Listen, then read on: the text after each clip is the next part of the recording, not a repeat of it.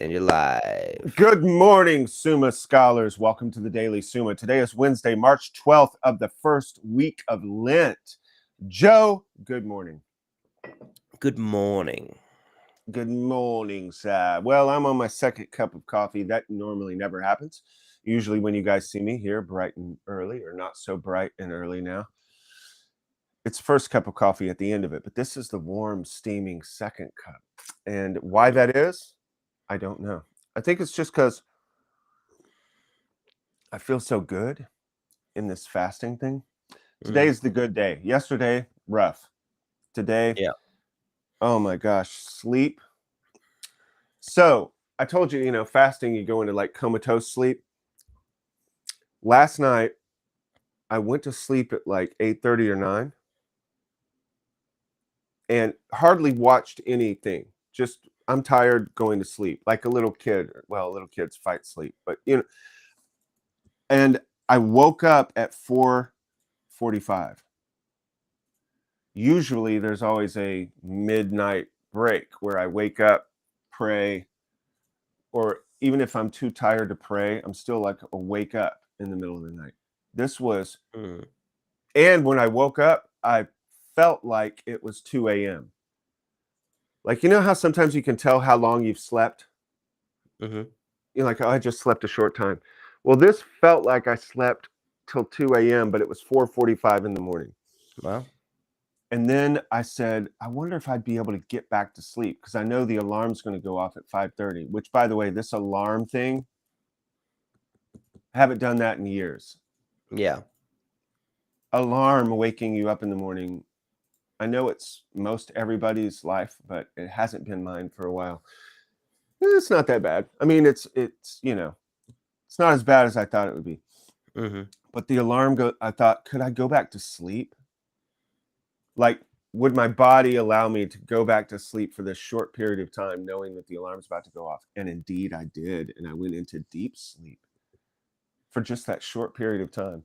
And then the alarm went off, and I was like, I'm going to do a snooze to see how much I go deep. I was just curious. I did 2 snoozes, Joe.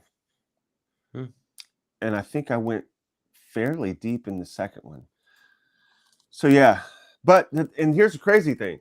Waking up's easy though. You would think, oh, you're in deep sleep. That means you're groggy. No, that's not how fasting works. When you're doing like a water fast, which by the way, if people don't know, which I'm probably almost certain you don't, coffee is still water fasting.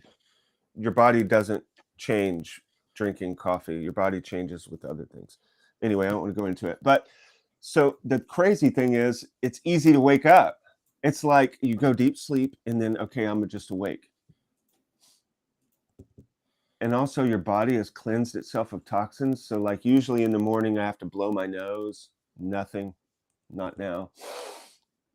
It gets clearer and clearer. Everything gets clearer and clearer and more live and more childlike. It's crazy. But anyway, good morning. Had a good morning this morning. And I guess I'm ready to hit this page, even though from my 2 snoozings, which probably was 18 minutes, which probably altogether with my morning ritual waking up thing is probably 20 minutes. That was the time I would normally restudy the page.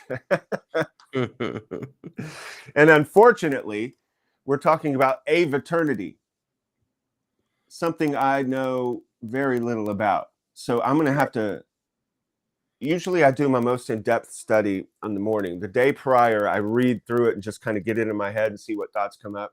And then this morning, the day of it, I would go into further study, look up stuff on the internet to check things out and get it more clear in my head. That most in-depth study part, I did not do today. And this is a subject that I know almost nothing about. So this should be fun. We should have a fun day on the morning on the Beaver Galleon. We'll see. We'll get through it together, folks. We'll get through it together. I was thinking this morning as I looked at myself in the mirror, I was thinking, Joe, I'm surprised anybody watches this thing at all. Yeah. It still kind of surprises me. Because here's the thing. First of all, we're talking about St. Thomas Aquinas, the Summa Theologica. There Mhm. are a lot of people who have interest in it, but I would guess they have first 3-page interest. You know what I'm saying? Right. Like, ooh, Summa Theologica. And then you get into it and it's like, wait a minute, this feels like studying. I'm just going to go watch cat Right. videos on TikTok. That's what I expect. So the fact that there's a consistent group that watches it first day and then it increases the next day and increases, that's surprising to me. And also the way I look. Like, I remember years ago when I first saw who's that Catholic Answers Jimmy Akin. You know Jimmy Akin? Mhm. I remember when I first saw him, um, the Lord, I was still, the Lord had not cleansed me as much as he has now. And I was still had that judgmental thing in my head. And I remember looking at him thinking, why are you wearing a cowboy hat, dude? And then he blew his nose with the bandana. And I was like, this goofy dude. And I blow my nose with the bandana. And of course, I wear a cowboy hat. Yeah. But that doesn't matter because I know why I do it. I just did it. Like, that's just how my life has always been. But this guy, oh, it's so stupid. And then I think, what would I think if I turned on to watch St. Thomas Aquinas? And here's a 53-year-old dude wearing a sock hat and hobo gloves. Like, and he's wearing a hoodie. I don't know, man. I would have probably turned it off. And also, this is the crazy thing also. Sometimes I slip up and say a wordy dirt, cuss word. Mhm. Right. That would have bothered me before. Right. I'm Right. trying to be holy. I'm trying. Obviously, this guy has not ascended to the seventh mansions and is levitating like Saint Francis of Assisi. So why should I listen to him teach Saint Thomas to me? Mhm. That's how. I mean, I wouldn't have put it in those words, obviously, but that's how I would have thought. I would have thought, I want to hear St. Thomas from the saintly guy. And maybe, ooh, I just thought, maybe that's the reason why, Joe, that we Right. have this epidemic of Christian/Catholic teachers that talk in that weird Catholic-y monastery way. You know what I mean? Mm. It's Yeah. like, ladies and gentlemen, we are in Article 6 of St. Thomas, the eternity of God. Whether there is only one Aeviternity. When that voice, that tone, that way of Right. acting like you're almost about to go into an ecstasy, but you're holding it together so you can convey this teaching over to the oilum. Right. Um, Anyway, I would have turned it off. I don't know why people still watch, but we're very glad you do. And we hope that the people who do watch that are in this certain place that we're going to be tomorrow night. It's tomorrow night, right, Joe? Yeah. Tomorrow night, we're having a first decade party. And I'm going to have to drop some money. You know how that pains me. Yeah. Not that I don't want to, blah, blah, blah, blah, blah. I just don't like to. Mm. I'm not what you call generous. I don't want to spend money on pizza and whiskey. I want to eat and drink it. I won't eat the pizza. But I'm gonna break my Yeah. fast with the euro, dude. There you go. That'd be Actually, I'll delicious. probably do something a little before to get my body acclimated Yeah. because I have gone now. It will be 3 days. 2 days and breaking the fast is fine, but 3 days, it's a little rough to just shove a bunch of meat into your face after 3 days of eating nothing at all. Yeah. Probably would be okay, but I just don't want to upset my stomach while we're having a nice party. So I'll probably do a little Yeah. introductory. I may nibble on some cheese.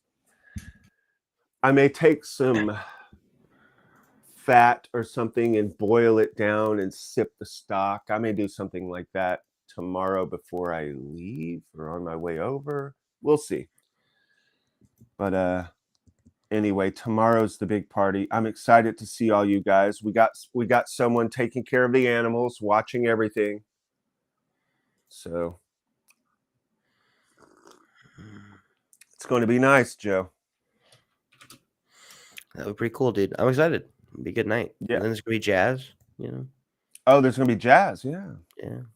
Sweet. And then also, the next morning we have to wake up and do this again. Yeah, that's true. That's going to be a hoot. That's going to be a hoot. Hoot and nanny, indeed. We'll be talking about question 11, the unity of God. Yeah, that'll be something. Tune in, folks, to see Friday morning. Now, oh, brother, you do know that. Well, I don't want to go into that.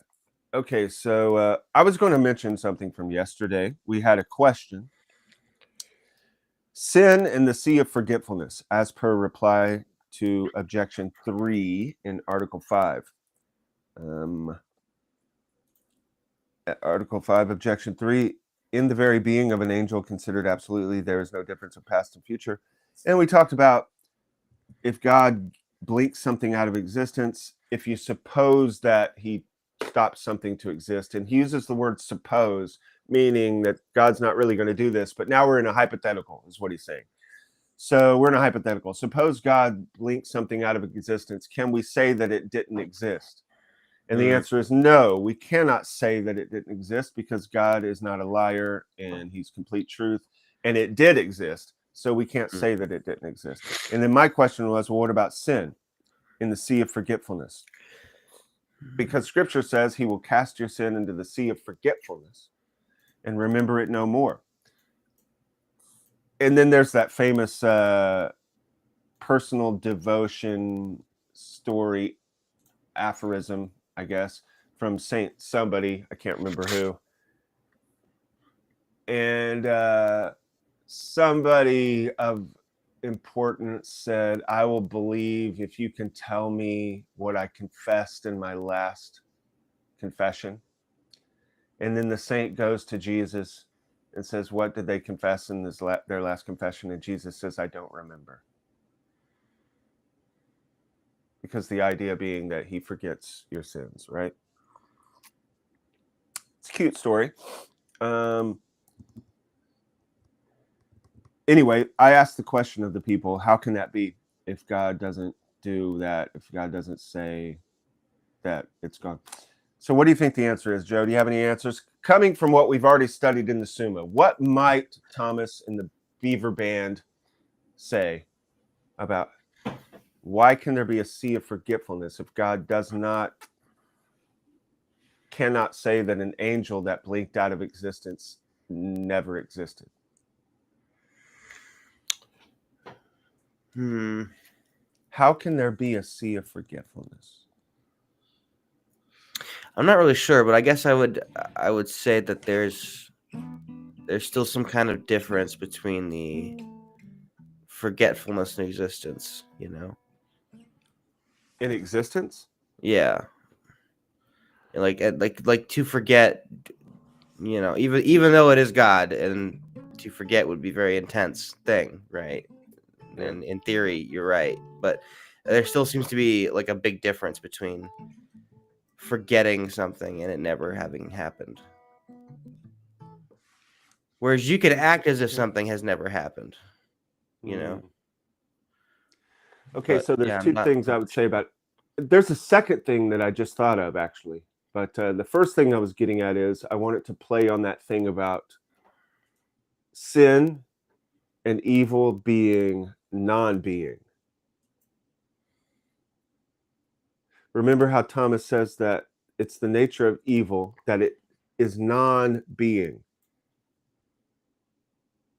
So everything God creates and everything that is good. Evil is a deprivation of being.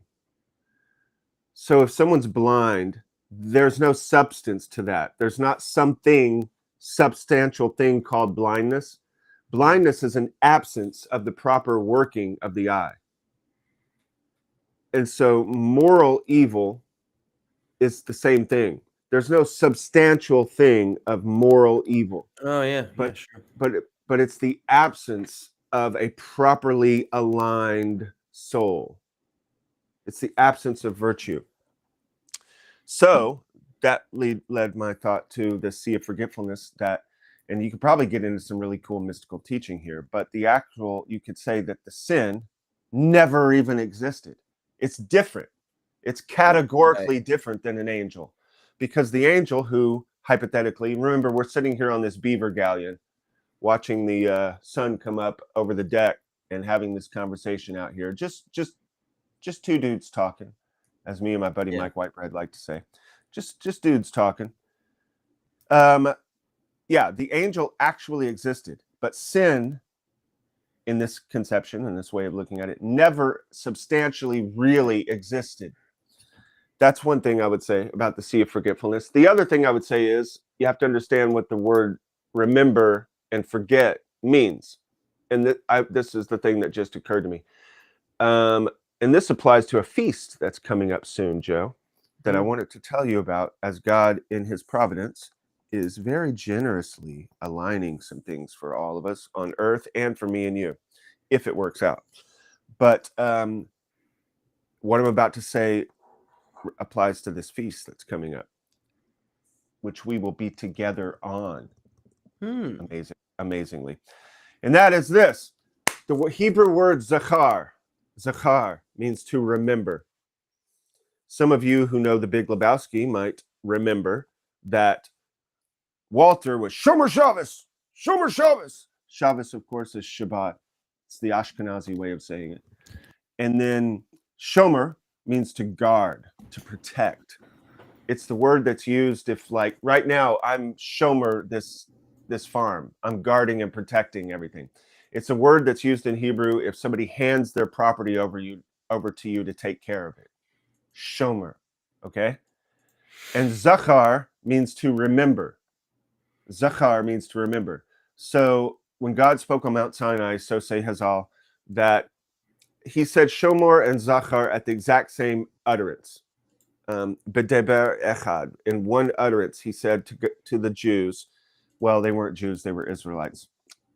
A lot of people don't know what that means either. Jews are from the tribe of Yehuda. That's what Jew means, specifically the tribe of Judah. Anyway, what they say is that he spoke Shomer v'Zachar, guard and remember the Sabbath. So that's what Walter was saying in the Big Lebowski. Guard the Sabbath. Shomer Shabbos. That's why he didn't want to go out and help the dude, because it was Shabbat. And he's supposed to guard the Shabbat by not working. So he's like, Shomer Shabbos, dude. And then, of course, when someone's life is on the line, you can break Sabbath. So Walter goes out and helps. Have you not seen the Big Lebowski, dude? I haven't gotten to that point in it. It's like Jared watched a bunch of it, but I had to leave because I had to pick someone up from the airport and stuff. So it's like it would be hard for me to watch it now because there's so many things that are so unnecessarily debaucherous, right, that it would grate on me. But to watch it with you, having not seen it, and especially, of course, if Paul was there, and Elias, obviously, that would just be so fun. But so Shomar and Zachar. Shomar is guard. That's what Walter was saying. But the other word that's used about Shabbat is remember, Zachar. And that word Zachar, to remember the Sabbath, does not mean that you forgot the Sabbath. It's not like, oh, I forgot there was a Sabbath. Okay? Remember, we're talking about the sea of forgetfulness and sin. Also, that word Zachar, remember, is in Megillah Esther, the book of Esther, which is the feast of Purim. And Achashverosh, the king, remembers his wife Vashti, it says. He remembers his wife and brings her before him. So the Hebrew word Zachar, to remember, does not mean that he forgot. He wasn't sitting there and I have a wife? Oh, Vashti. Yeah, that's right. He didn't forget that he had a wife. He knew he had a wife the whole time. The word zachar means he remembered. He brought her up before him. That's why she appears. He remembered he has a wife, and then she appears before him. Or to remember you have remember the Sabbath means to bring the Sabbath before you always. This is just another way now of saying practice the presence of God. You should have the Shabbat in your soul and remember it always. It should always be before your eyes. So the sea of forgetfulness is not that God somehow is no longer all-knowing. Mm-hmm. It's not that he no longer knows that you did this or that thing. It's that he no longer brings it up before him. Right. It's kind of courtroom conversation. You bring someone's sin, the defendant, the accuser. I'm blanking on the name that we use now for the accuser. There's the defense and the... I remember all these obscure Hebrew words, and I can't remember the name of the prosecutor. The prosecutor comes in and he brings up what you've done in front of the judge. Well, what the sea of forgetfulness is saying is, at that time, what you have done will no longer be brought up before me in the court. Mm. Okay, I didn't know I was going to do a teaching on the sea of forgetfulness. Let's get to the Summa Theologica. Fortunately, folks, we have chapter breaks, so you can go straight to the Summa if you don't want to hear this swank teaching that this weird dude with the sock hat, a hoodie, and blows his nose with a bandana has to say to you. All right, page 57, question 10, article 6. Let's get at it. Something which being supposed, and I'm jumping right in the middle, funny. You know what just happened, Joe? Did your headphones get weird? Yep, I'm going to put them back in and see if we can rectify. And if not, I'll just read through this real quick because, as I said before, I'm not super confident in this page. It's so strange when I take the headphones out. Now I hear my voice. Okay, something which being supposed is opposite, it's not subject to the divine power. Whereas when we say he will be, we do not say not as yet suppose anything. Hence, since the existence and non-existence of an angel considered absolutely is subject to the divine power, God can make the existence of an angel not future, but he cannot cause him to not be while he is, or not to have been after he has been. That's just what we were talking about. Worked out perfectly. Thank you, Lord. Reply to objection 4. The duration is infinite, for as much as it is not finished by time. Hence, there is no incongruity in saying that a creature is infinite, inasmuch as it is not ended by any other creature. Go back and look at objection 4 if you want to see what he's saying. I don't care anymore. Article 6. Let's go to the new article. Whether there is only one Aeviternity. Objection 1 from Larry. Larry steps up to the plate, steps on deck. Sorry for the sippy. These work again. So I can have my friend Joe back with me. Bluetooth connected. Are we back together, Joe? Look at that. I think we are. Now you're back. I can hear you now. Okay. There. Objection 1, Larry. It seems that there is not only one Aeviternity. It seems that there is not only one Aeviternity. For it is written in the apocryphal books of Esdras, majesty and power of ages are with thee, O Lord. I was going to look up Esdras today, but this right here blew my mind a little bit, and I think it's amazing and beautiful. This is a very, very rabbinic thing that, oh, man, I noted this down. I'm going to say, look up apocryphal book, Esdras, because what's crazy about this, Joe, is that Thomas is using as in the book. I mean, I realize it's an objection, so it's supposed to be a person who doesn't quite get it, but still, he's referring to apocryphal books as somewhat, don't freak out, all you hyper-Catholic, somewhat authoritative. You know how we use tradition, capital T tradition? Like we use the church fathers, especially the apostolic fathers, as somewhat authoritative. This is very rabbinic. This is the way that our brother Yaakov uses texts. There is the Torah, which is 100% true. No, every little jot and tittle, every little bit of it is completely true. But then there's other texts, midrashim and things, where it's like, okay, we give it a great deal of weight, but we're saying it's not perfectly true. Well, we don't know what it is true, but we don't know how everything fits together and what part is maybe exaggerated and what part is supposed to be a parable. We don't know all that. So Thomas is quoting this apocryphal book, Esdras, which I want to look up and check out. But I thought that was very cool, very rabbinic, and great theology. It's great theology. The more people get into theology, the more you're around like theologians who do this for a living, the more their breadth of knowledge goes out and they start studying other things. They're trying to bring together all knowledge and chase threads. It gets very, very Gandalfian. When you talk with like a real theologian like Bud and Scott Hahn, seen some of his videos where he's talking to Brant Petrie, their conversation, two theologians, also two philosophers, but it starts getting very Gandalf. It's to sound like Gandalf. Right. Well, I read in the proto-evangelium of James that this said, and that went with what I had also read in this obscure Jewish text that I found. I mean, they're always like seeking out these obscure texts and putting threads together, and it's quite beautiful to see. Always, of course, firmly rooted in what I called earlier the universal constants, the doctrines that we know are true.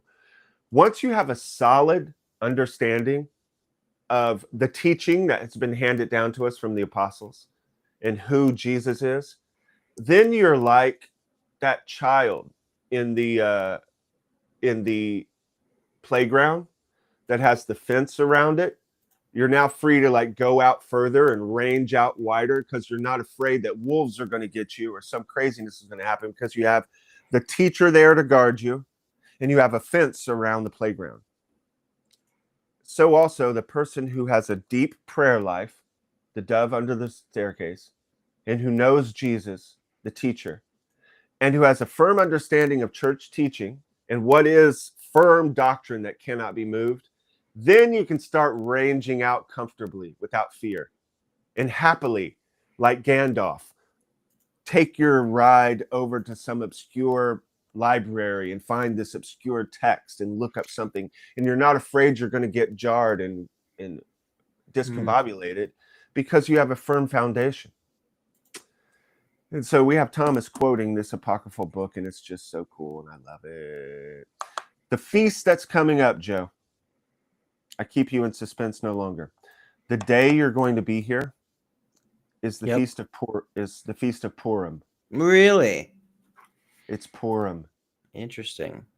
But here's what's even more interesting. Purim starts that day.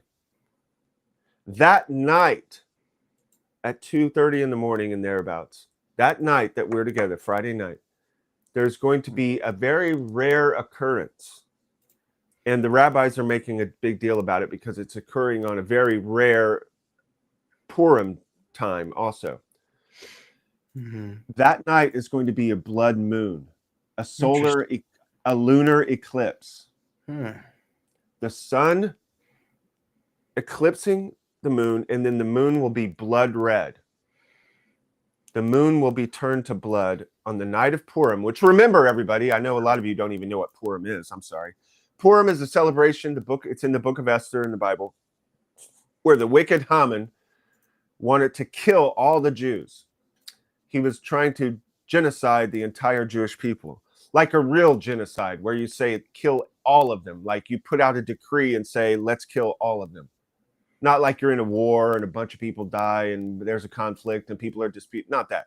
Like Haman went to Ahasuerus and said, give a decree that all of these people who will not obey the king should die. And so anyway, the Jews fast and pray, and Esther goes in and talks to Ahasuerus, and of course Haman is finally hung upon a gibbet, and the Lord delivers the Jewish people. And so there's a big celebration, and everybody wears masks and drinks and has a beautiful, and this goes on till this very day. So the Jews will be celebrating all over the world on Friday, the Feast of Purim, the deliverance of the Jews from Haman. And so it's such a big deal because obviously from the conflict that Israel's in right now, with the whole world wanting to kill them again. But, you know, not the whole world, but you know what I mean. And also, it's this blood moon, a lunar eclipse on the night of Purim, which is a night of one of the themes of Purim is a quick flip of fortune. A quick flip of fortune. So you have the way things normally go, and then you have a quick, strange flip of fortune, either for the worst or for the better. And that's what's going to happen to the moon. It's doing its normal course, and then there's a quick, strange flip of it being overtaken. And then it turns to blood. And then here's the other strange thing. That's Friday night. So it goes into Shabbat. But that means something very strange. The way that the Jews celebrate Purim and the way they've done it for all these centuries is, if you're not in a walled city, if you don't live in a walled city, a city with walls around it, then you celebrate it on the 14th of Adar. I can't remember what the day is. Sorry, guys. Let's see what month we're in. Adar, yeah. You celebrate it on a certain day. Yeah, the 14th of Adar. Can't believe I remembered that, but I couldn't remember prosecutor. So you celebrate it on the 14th of Adar.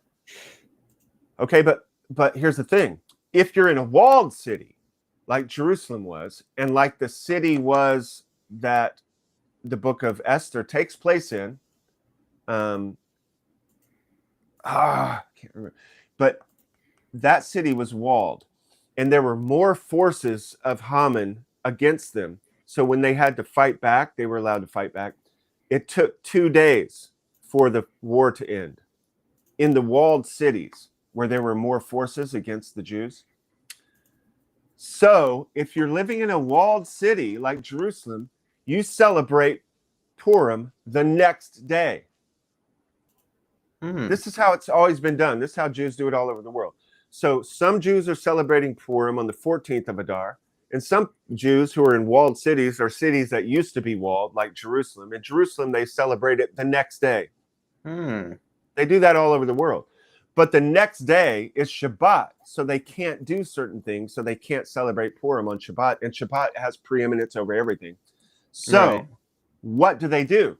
Do they go backwards, and the people who would normally celebrate it on the 15th of Adar celebrate it on the 14th? No. They push it off to the next day.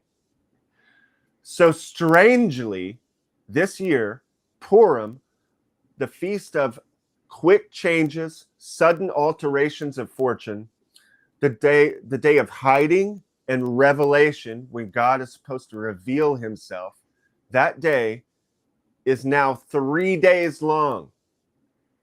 It starts on the 14th of Adar. You still have the spirit of Purim going on during Shabbat, but you don't do any of the observances because you're observing Shabbat. And then some people will be celebrating it the next day on Sunday. So Purim is going to stretch 3 days this year. And on the first one, there will be a blood moon and eclipse. So the rabbis are making a big deal about this. And it's just kind of cool that you and I will be together because Purim figured so much into my retreat that I gave to all you guys the first time you and I met. Well, not the first time we met, but the first time we hung out really close. So it's kind of a beautiful full circle thing. And perhaps if I can get my stuff together, we can do that nighttime teaching about Purim. That would be kind of cool. On Purim, put a mask in the back. Maybe we'll have the bourbon out and whatnot.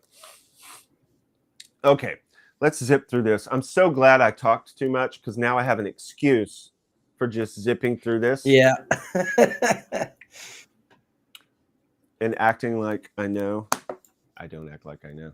All right. Objection 2. Further, different genera have different measures. Remember, a genre is a type of thing. Archangels, angels, thrones, dominions, or other kinds of genre. But some aeviternal things belong to the corporeal genus as the heavenly bodies. Remember, there was the dispute if the heavenly bodies were eternal. That's what he's talking about. And others are spiritual substances, as are the angels. Therefore, there is not only one aeviternity. That's Ralph's objection. Shimon, further, since aeviternity is a term of duration, where there is one aeviternity, there is also one duration. But not all aeviternal things have one duration, for some begin to exist after others, as appears in the case of especially a human soul. Therefore, there is not only one aeviternity. Okay, Ralph, thank you. Shimon. Oh, Shimon. Now we go to Reuven. Further, things not dependent on each other do not seem to have one measure of duration, for there appears to be one time for all temporal things, or temporal things. Since the first movement, measured by time, is in some way the cause of all movement, but aeviternal things do not depend on each other. For one angel is not the cause of another angel. Therefore, there is not only one aeviternity. He's going back to that same thing about consciousness. So if you have numerous angels, they're not like us. They don't progenerate. One angel doesn't make another angel. They're just each one created individual. So he's saying each one of those has an individual conscious, so it must be another individual aeviternity. All right, Thomas is going to whip up on him on the next as we flip the page. By the way, I remembered we haven't been doing... yeah, we've been bad about that turning page. We've been bad about the sponsors. We'll do it. Okay. On the contrary, aeviternity is a more simple thing than time, and is nearer to eternity. But time is one only. Therefore, much more is aeviternity only.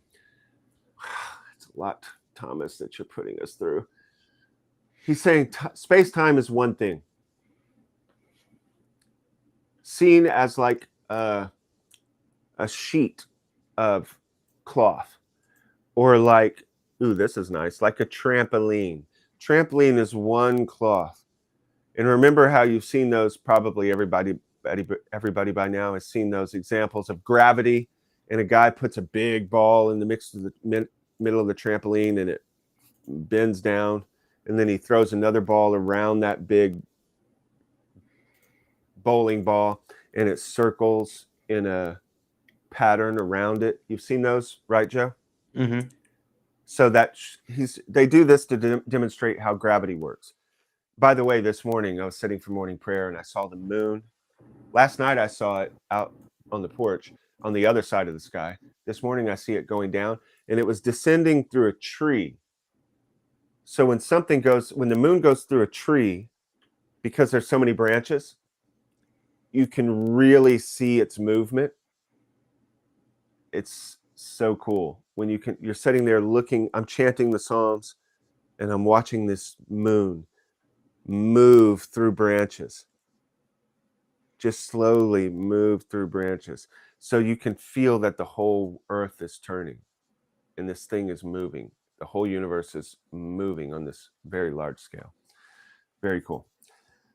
But so he's saying space-time is like that. It's one big cloth. It's one big trampoline spaced out. So it's one.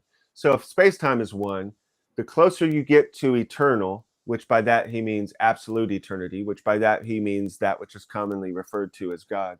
The closer you get to that, the more simple things become. Therefore, if space-time is one, how much more is aeviternity one?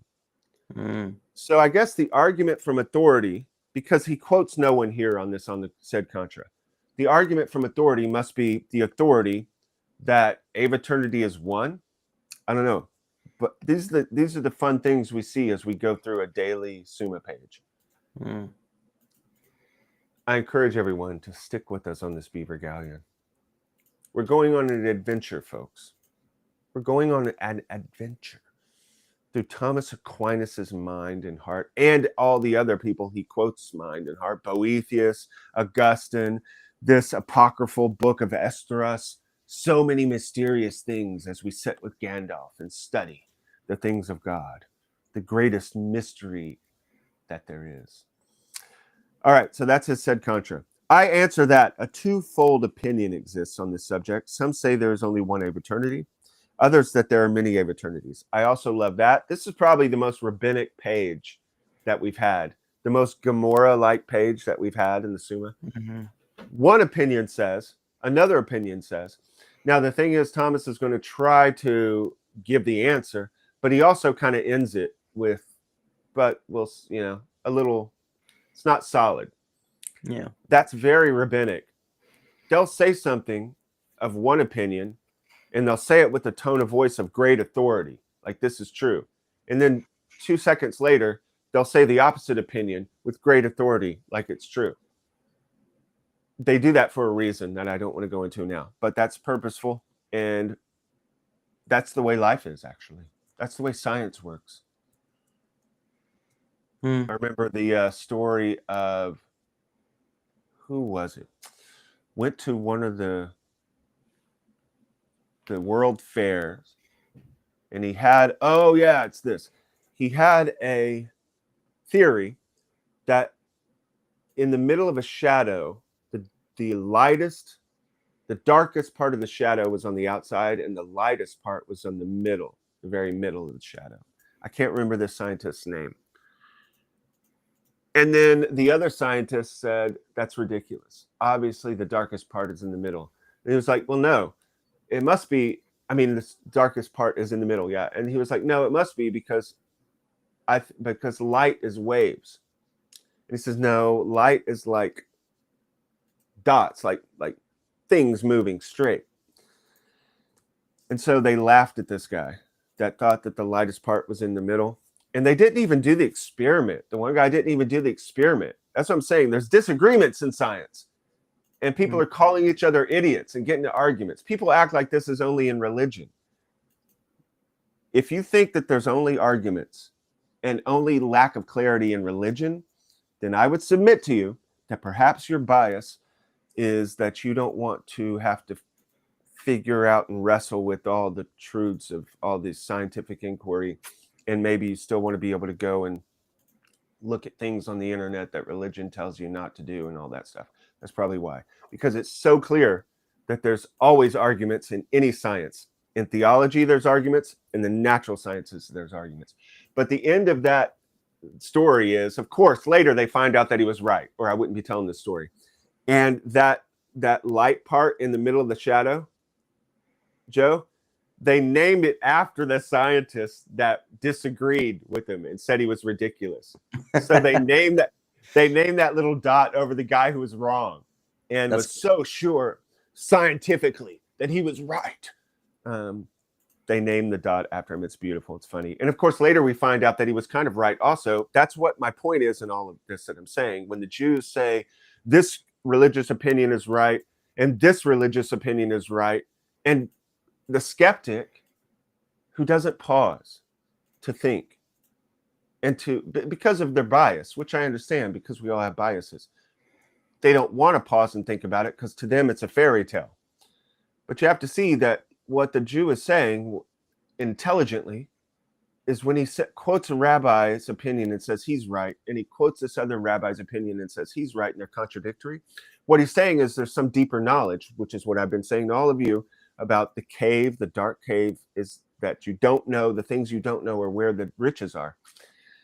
That's also true of the natural sciences because the truth is that they were both right. The guy wasn't right that the lightest part is not in the middle, but he was right. We later found out that light is waves and it's also pulses. It's both. So there's numerous ways to be right. There's numerous ways to be wrong. And once you find, and there's numerous ways to connect them together, that shows you another question for which you'll find out you were wrong about this other thing you thought we were right. Now you have to do more research. And then that connects with the new thing. And then you see how they all connect together. But since they all connect together, that makes this other thing we thought was right, not right. So we have to do further research. And that, friends, is called science. And that's exactly what Thomas is doing here. in the science called theology. That's why the whole first question was whether science is theology is a science. Okay. Aeviternity. Which of these is true may be considered from the case why time is one, for we can rise from corporeal things to knowledge of spiritual things. Were you going to say something, Joe? No. Now, some say that there is only one time for temporal things, for as much as one number exists for all things numbered, as time is a number, according to the philosopher, which of course is Aristotle. This, however, is not a sufficient reason, because time is not a number abstracted from the thing numbered, but existing in the thing numbered. Otherwise, it would be continuous. For 10 ells of cloth are continuous, not by reason of the number, but by reason of the thing numbered. That's what I was saying about the trampoline or cloth. It's one thing, but you can divide it up in your mind as to different things and number it and measure it and blah, blah, blah, but it's one thing. Now, number as it exists is the thing numbered, is not the same for all, but it is different for different things. Hence, others assert that the unity of eternity as the principle of all duration is the cause of the unity of time. Thus, all durations are one in that view, in the light of their principle, but are many in the light of the diversity of things receiving duration from the influx of the first principle. The first principle is God. On the other hand, others assign primary matter as the cause why time is one. Remember, they thought that there was primary matter, thought that possibly there was eternally existing primary matter. Steady state theory. As it is the first subject of the movement, the measure of which is time. Excuse me, guys. Neither of these reasons, however, is sufficient, for as much as things which are one in principle or in subject, especially if distant, are not one absolutely, but accidentally. We're not one as God is one. We're one as a substance, like human nature or horse nature. And that substance might not have been. It might have been that God did not create horses. He did decide to do it, so we have horses, but it might be. So they are accidental, is what he's saying. God is absolute. God cannot not exist, but horses could not have existed. So that's why he's saying accidental. Therefore, the true reason why time is one is to be found in the oneness of the first movement, by which, since it is most simple, all other movements are measured. Metaphysics, that which is commonly referred to as God. Therefore, time is referred to that movement, not only as a measure is to the thing measured, but also as accident is to its subject. Therefore, time is referred to that movement. Movement is what makes time. Just like the first mover is what makes the substances, and the substances are what makes the accidents. The accidents are like your hair color and your eye color and how big you are in your body. These are accidents, but they come from your substance, which comes from the first mover. Okay, and thus receives unity from it, whereas to other movements it is compared only as the measure is to the thing measured. Hence it is not multiplied by their multitude, because by one separate measure many things can be measured. Guys, we're just going to keep on moving through this. One thing I do notice, though, the more we talk about these things like substance, accidents, and everything, you repeat them, you begin to get a better and better grasp of what they mean. That's why I'm saying you should stick with us on this Beaver Galleon, because concepts that you were in principles and ideas that you were having trouble with at the very beginning, you're now kind of bored with some of them. And then some of them, you're bored with them, and then suddenly you come to a deeper realization of what they mean. That's called learning. It's a thing people used to do before TikTok. Okay, this being established, we must observe that a twofold opinion existed concerning spiritual substances. Some said that all proceed from God in a certain equality, as Origen said, or at least many of them, as some others thought. Others said that all spiritual substances proceed from God in a certain degree and order. And Dionysius seems to have thought so when he said that among spiritual substances there are the first, the middle, and the last, even in one order of angels. Now, according to the first opinion, it must be said that there are many aeternities, as there are many aeviternal things of the first degree. But according to the second opinion, it would be necessary to say that there is one aeviternity only, because since each thing is measured by the most simple element of its genus, It must be that the existence of all aeviternal things should be measured by the existence of the first aeviternal thing, which is all the more simple the nearer it is to the first. Wherefore, because the second opinion is truer, as will be shown later in question 47, we got to wait till question 47 to fully understand this question 10, dude. It's quite the gap. Quite the gap. Obviously, if Thomas is quoting question 47 here, then obviously he knew the beginning of the end of the book from the beginning. He knew this book backwards and forwards. That's why he's the magister, the master. He's the teacher. He's the one who wrote this stuff. He knows how it all fits together. The point I'm getting at with this is, don't be weary in well-doing. Study to show thyself approved. One thing we want to fight against in this beaver galleon here of the Daily Summa, there's so many ways of thinking and ways of acting that you have as an American in 2024 that you don't realize you have. And one of them is frustration with not being able to have it all now. Why do I have to wait to question 47? Why can't I understand this fully now? Just explain it to me now. Sometimes I'm talking to my atheist friend, and he doesn't do this as much now, but he did very much in the beginning. He would ask me a question. I would be like, it's too much to explain, dude. And he was like, just tell me. Like I'm keeping something from him. Or Right. he would get pissed like I'm saying he's stupid. Has nothing to do with intelligence. It has to do with how long it takes to learn to be able to do this.